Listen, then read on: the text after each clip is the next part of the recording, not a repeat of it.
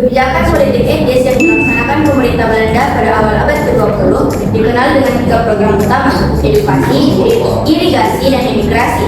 Jadi jawabannya itu politik etis sebenarnya bukan bentuk kepedulian Belanda terhadap rakyat Indonesia, melainkan strategi untuk mempertahankan kekuasaan kolonial setelah muncul banyak kritik terhadap sistem barang paksa. Namun di sisi lain, adanya pendidikan dan pembangunan infrastruktur memberi sedikit peluang bagi rakyat pribumi untuk memperoleh pengetahuan dan akses sosial yang lebih baik. Jadi tanggapan saya, meskipun politik etis ditujukan untuk membalas budi, pelaksanaannya justru lebih menguntungkan pemerintah kolonial. Contohnya, irigasi yang hanya untuk mengairi perkebunan besar milik swasta Belanda. Namun yang ketiga adalah edukasi. Program inilah yang secara tidak sengaja melahirkan golongan intelektual hidup. Mereka mulai menyadari ketidakadilan dan penindasan yang dialami bangsanya, dan kemudian memicu lahirnya kesadaran nasional untuk merdeka melalui organisasi modern.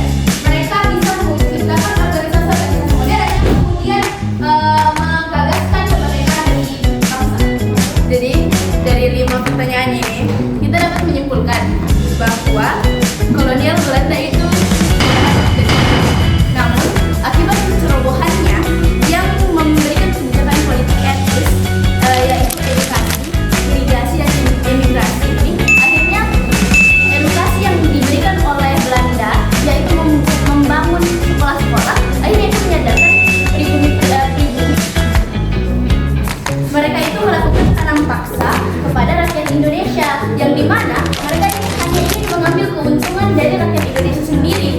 Dampak jangka panjang yaitu kemiskinan kepada rakyat Indonesia karena mereka tidak diberikan keuntungan dari, padahal yang digunakan untuk tanam paksa itu adalah tanah mereka sendiri.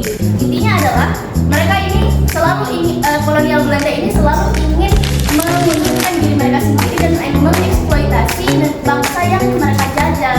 Namun mereka